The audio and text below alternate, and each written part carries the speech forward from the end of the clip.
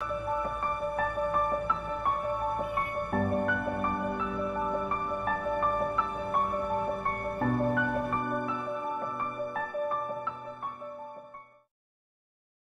des anciens esclaves est-il toujours libre? Cette question trouve toute son importance au fil des années où se déroule un film macabre trempé dans les eaux tumultueuses des incompréhensions, des reniements, des folies. L'indépendance n'est pas une fin en soi. Elle requiert l'amour, consistance, détermination continue en vue de sauvegarder les acquis et protéger ses bénéficiaires contre toutes les attaques de ses nombreux ennemis. Et justement, les ennemis sont nombreux et partout. La résistance de ce peuple n'a d'égal que son envie de vivre envers et contre tous. Rares sont les moments de répit et de réjouissance à cause de la méchanceté, de la guerre pour s'accaparer le petit reste laissé aux pauvres, aux masses. Toute la bataille s'inscrit dans cette dynamique. La grande bataille. En Haïti, l'espace laissé aux masses est mince et insignifiant. Depuis toujours, les meilleures places sont réservées aux élites, aux oligarques du système de génération en génération. Honni celui qui croit pouvoir changer la donne en réclamant des droits pour les misérables, considérés comme des gens inférieurs. Le pouvoir politique a toujours été au service des plus forts. Après l'indépendance, les intérêts ont pris le dessus. Jean-Jacques Dessalines, le père de l'indépendance, celui qui voulait une juste répartition, a été froidement et sauvagement assassiné. Et depuis, les inégalités se sont installées pour accoucher de cette société d'exclusion, de mépris et d'apartheid. Oui, cette société a accouché de nèg en dehors et nèg la ville, nèg en haut, nèg en bas, nèg noir et ti rouge, nèg savé et gros orteils. Et les filles, les fils des assassins sont là pour continuer l'œuvre de leurs parents.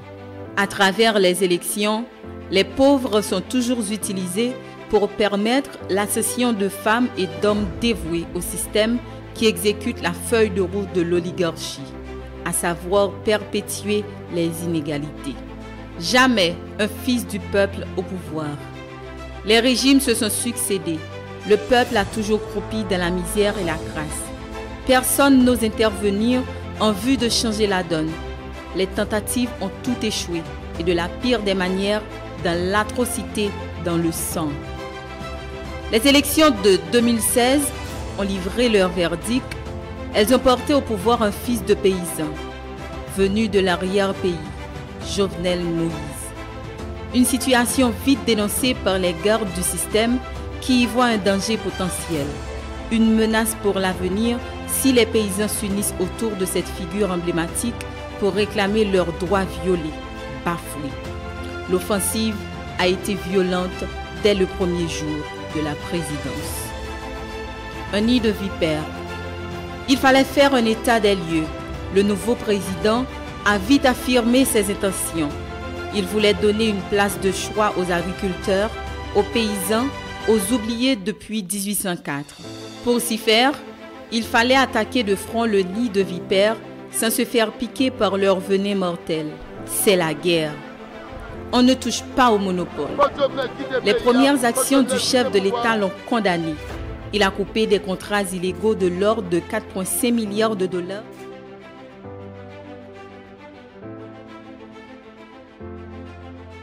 En plus de 10% des recettes de l'État. Le président a récupéré tous les équipements de l'État volés, kidnappés par certains membres du secteur privé avec la complicité de fonctionnaires de l'État. Parmi ces équipements, on retrouve des camions, des engins lourds, des bulldozers, des ponts, une usine à asphalte. Ces équipements sont évalués à plus de 60 millions de dollars US. Réforme dans le secteur de l'énergie. L'énergie, un secteur jalousement gardé, ceux qui ont tenté d'y mettre de l'ordre sont morts. Un système d'extorsion, de surfacturation pour piller le trésor public a été mis en place. 300 millions de dollars US par année pour fournir du courant. En 13 ans, ces gens sont volés 3 milliards 900 millions de dollars US.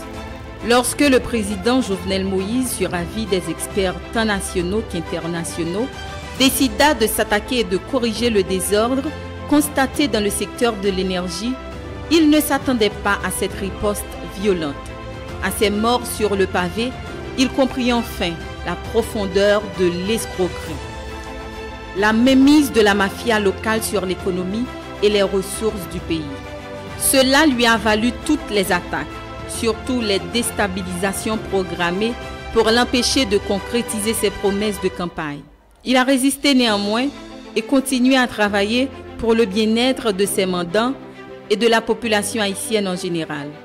Le courant 24/24 est effectif. Il remplace le règne accablant du blackout. Importation des produits pétroliers. Un autre stratagème mis en place par les oligarques qui en veulent à Jovenel Moïse. Il achetait le carburant directement sur le marché international à des prix préférentiels, plats, pour le revendre à l'État au prix fort via le Caribbean Posting. Ces transactions leur permettaient d'escroquer à l'État 20 millions de dollars par mois, 240 millions de dollars par an, 2 milliards 400 millions de dollars en 10 ans. Sans oublier les vols à la pompe baptisés structure des prix.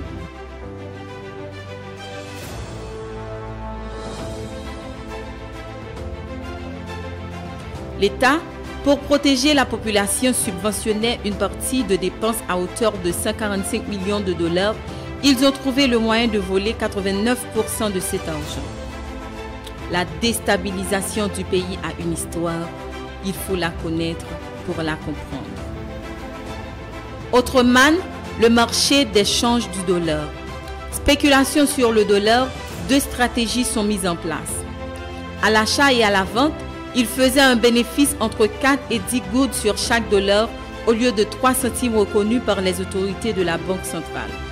Deuxième stratégie, ils influencent et bénéficient de la dépréciation de la gourde de avril à juillet de 2020. Une opération qui visait deux objectifs.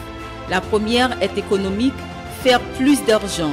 La deuxième est politique, créer de l'instabilité, car ce sont des pêcheurs en eau trouble qui profitent du chaos pour basculer l'ordre de la société et maintenir leur monopole.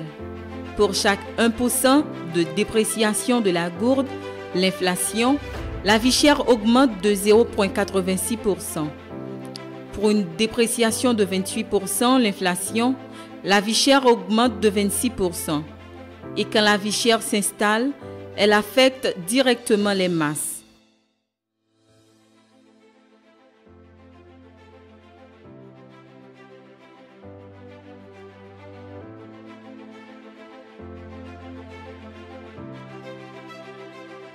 La caravane changement. Le gouvernement au chevet des masses à travers le pays, une stratégie en vue d'apporter de l'espoir aux oubliés, de corriger les erreurs, innover, rendre justice aux potomitans de la nation, la paysannerie. En ce sens, la République de Port-au-Prince, budgétivore, a cessé d'être le centre de toutes les attentions et de tous les sous du trésor public. Désormais, des initiatives sont prises pour remobiliser les ressources et les rediriger vers la vraie population. Et les projets s'accumulent pour la grande joie de l'arrière-pays. Installation et réparation de 35 systèmes de pompage solaire au Gonaïves. 4 dans le département du Nord-Est, Caracol, Ferrier, Terrier-Rouge. 3 systèmes de pompage hybride dans le département du Nord-Ouest, notamment dans la zone de Pauline-la-Corne, d'Aubert et d'Andour. Et 7 dans le département de l'Ouest, Cité-Soleil et Croix-des-Bouquets. Distribution de 590 pompes de 3 pouces, dont 497 dans le département du Centre, commune Inche, Maïsade et Cercle-la-Source, 93 dans le département du Sud et 63 dans le Nord-Est.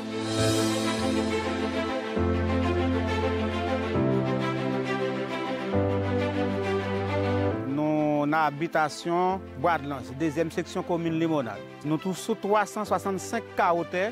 Ici, là, nous bien contents. Nous avons arrosage pour user jardin. Nous avons pile jardin. soit regarder dans la zone là, il y a pile jardin, il y a pile banane, il y a pile manioc, il y a pile yam, il y a pile taillot. Nous avons ici. La situation a changé. La vie vient tout de rose pour nous parce qu'avec l'eau ça. Nous ne pouvons pas le Saint-Domingue travailler encore parce que nous avons de l'eau pour nous travailler, nous ne pouvons pas le Saint-Domingue travailler. Le président Jovenel a changé la vie pour nous. Avec le président Jovenel, nous sommes net. Avec les dépenses au président Jovenel, nous sommes net. L'eau c'est la vie, l'eau c'est la richesse.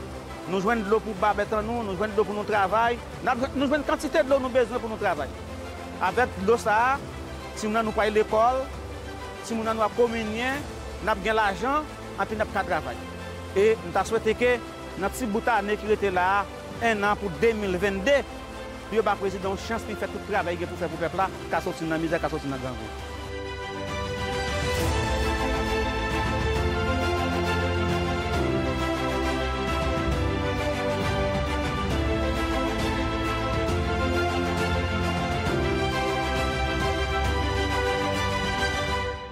Remise en état de fonctionnement du système d'irrigation de la tannerie sur la Grande Rivière du Nord après 39 ans hors service.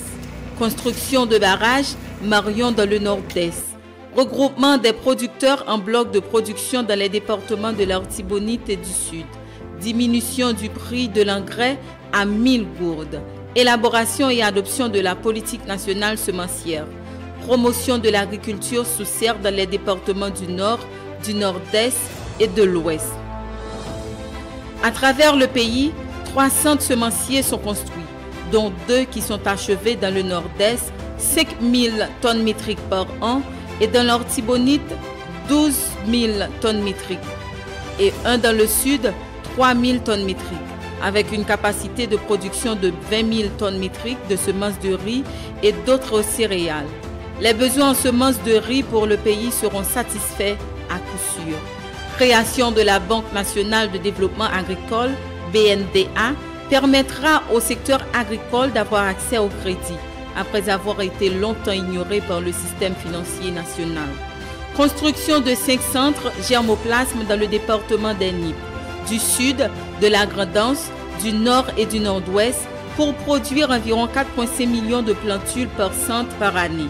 La réforme du secteur de l'énergie, un pas important vers l'électrification du pays. Actuellement, plusieurs régions du pays, notamment Jérémy, sont alimentées de 18 heures d'électricité en moyenne par jour.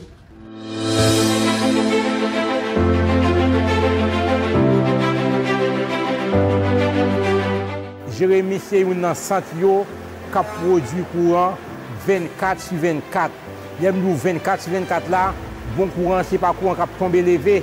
Un produit qui est stable, côté tout le monde, tout petit marchand, tout artisan, tout capable de travailler. Pas une question de baleines, pas une question de Delco, pas une question de panneaux solaires dans Jérémy. Tout le monde a servi avec courant EDH là.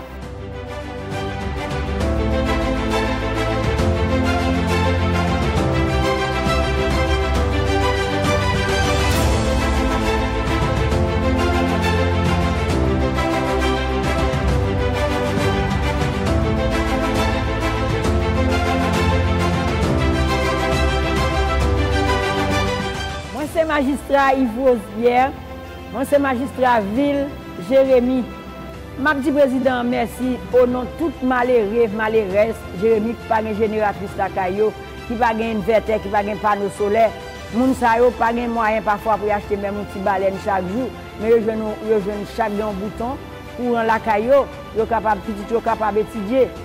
Si on bête mort pendant la nuit, yo capable lever pour yo bête là parce que longtemps nous pas de gain. Président Jovenel, nous-mêmes qui dans Jérémy, ville Jérémy remet en pile.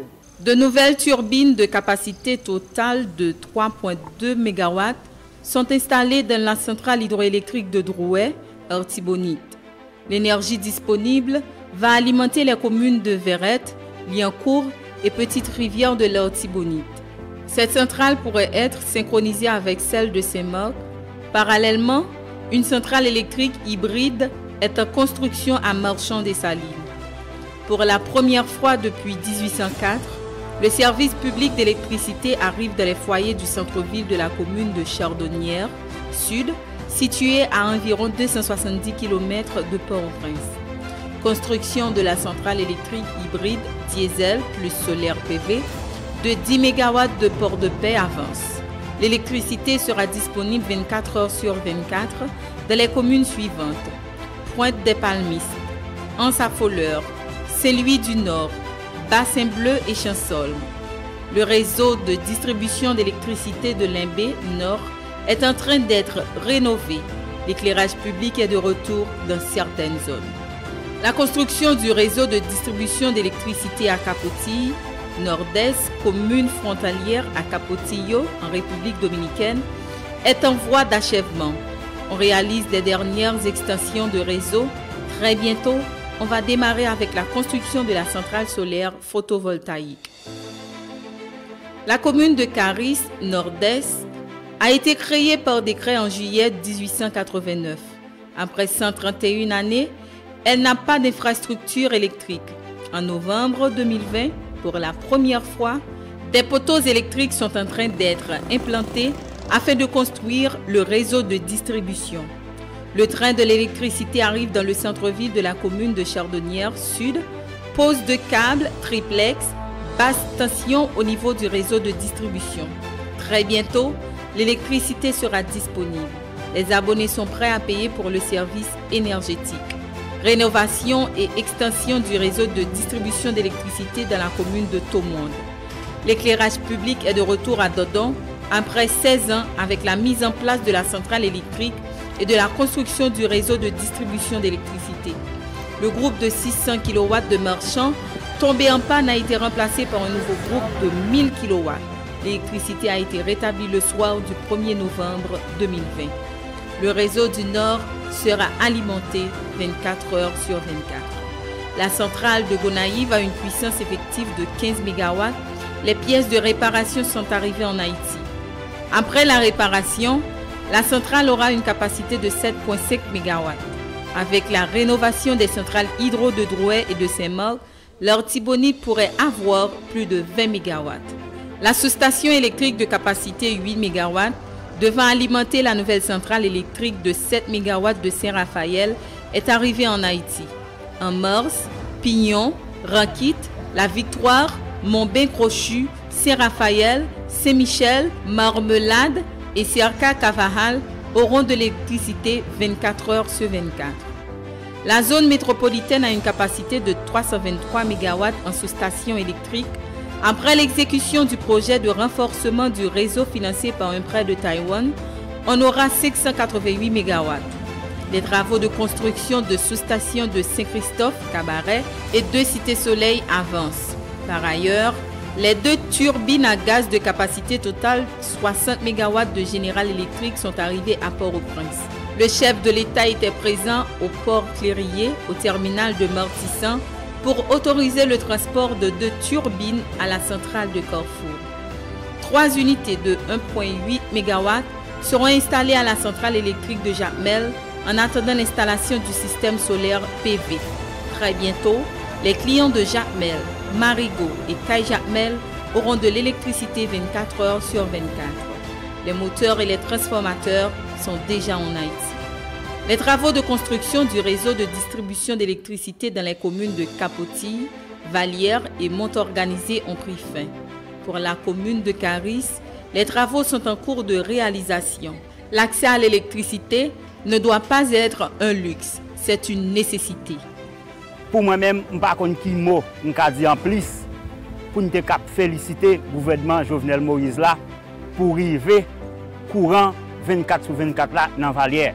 Parce que son bagage nous t'a dit comme l'histoire, mais nous pas penser son bagage vrai que nous t'a ouais Vallière, lui-même il t'a gain poteau passé, t'a gain fil haute tension qui passait dans Vallière, même à esprit pour que ces courants t'a bénéficier Vallière. Et que à courant n'a arrivé à évoluer, à courant ça va permettre que nous à penser pour que si nous yo capable de devenir des agronomes, des médecins pour que si nous yo capable encore yo capable utile communauté.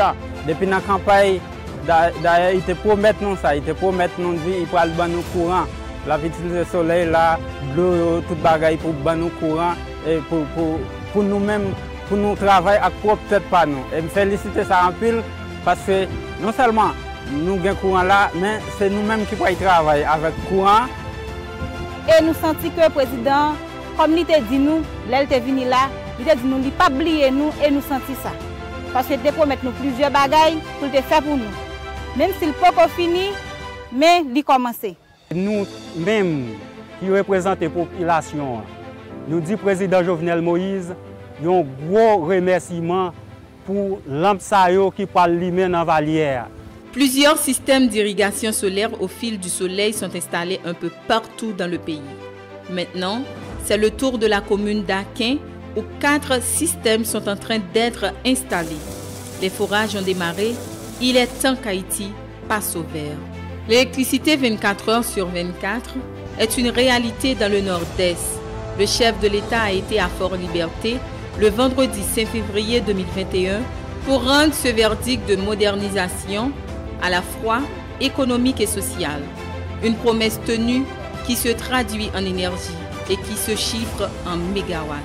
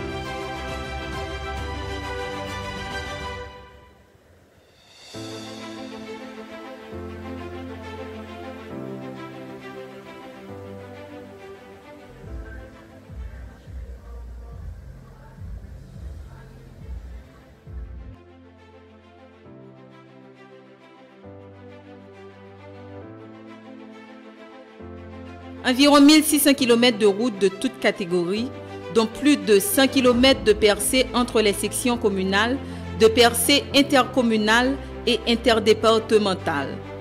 Dans les 10 départements du pays, sont en cours de construction.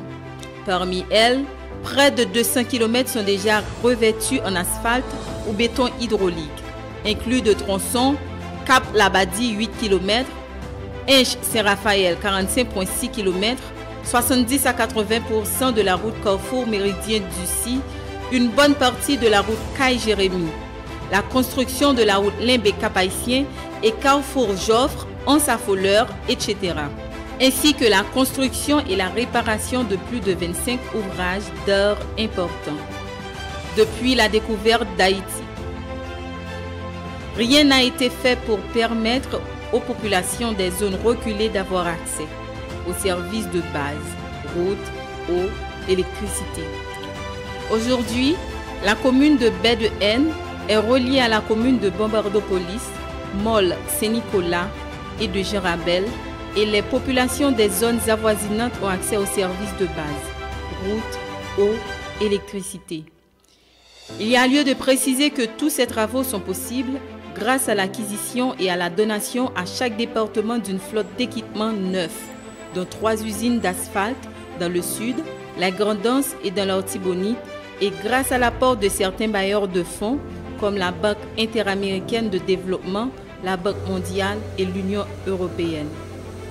Parallèlement, l'inauguration du nouvel aérodrome de Jérémy dans la Grand'Anse a eu lieu le 10 juillet 2020. Cette infrastructure moderne est dotée d'une nouvelle piste construite selon les standards internationaux.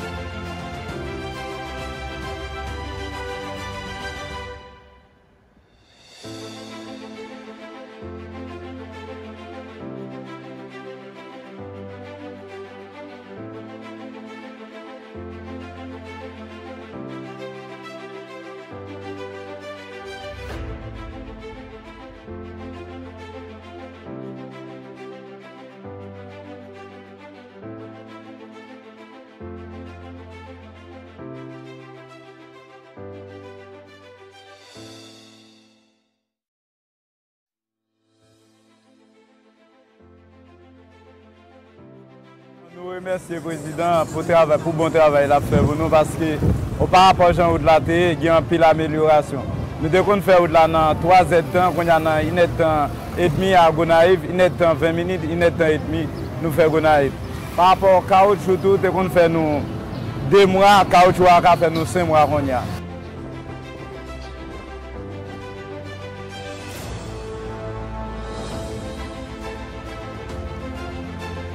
C'est Jovenel Moïse qui vient tirer nous dans la poussière.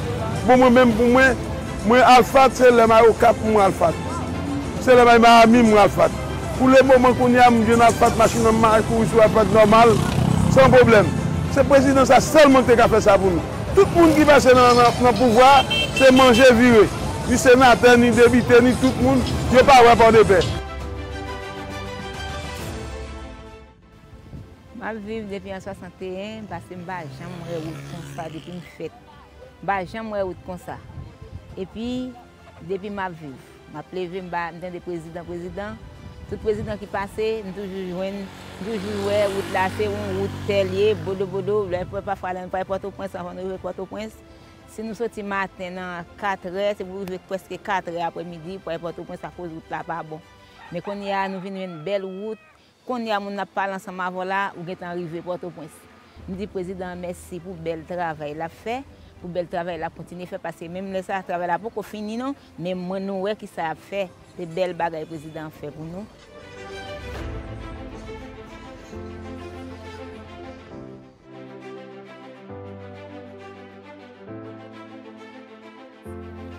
Plus de 141 écoles nationales et lycées construits à travers le pays.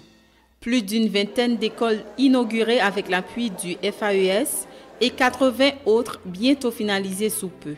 Plusieurs nouveaux chantiers de nouveaux lycées en construction.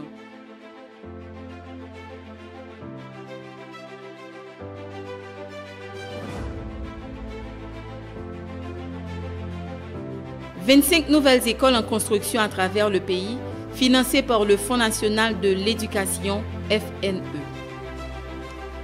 Inauguration et mise en service de 4 nouveaux centres professionnels à Jacmel, Trou du Nord, Waf de Jérémie et Centre Hinch. 2 autres centres professionnels seront inaugurés sous peu à Mayotte, Pétionville et Carrefour. 4 nouveaux chantiers de construction de centres professionnels ont été lancés au CAI Sud, à Saint-Marc, à Otibonite, à Fort-Liberté, Nord-Est et à Saint-Martin-Ouest. Octroi de plusieurs milliers de subventions, bons scolaires, à l'écolage à travers le Fonds national de l'éducation. Octroi de fonds aux écoles presbytérales, épiscopales et communales, ainsi que les groupes encadrant les écoles qui reçoivent les personnes à besoins spéciaux à travers le FNE. Environ 100 millions de gourdes en support à l'éducation. Objectif des précis.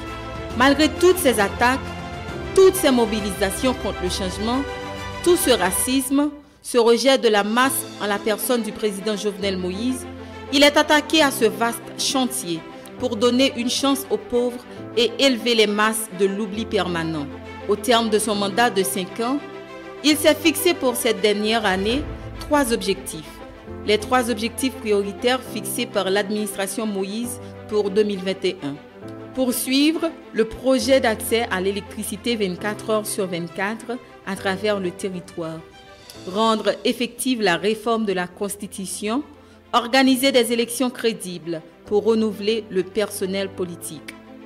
Il était une fois un citoyen de l'arrière-pays. Il est venu de loin pour redonner espoir aux déshérités. Les siens ne l'ont pas reconnu, compris.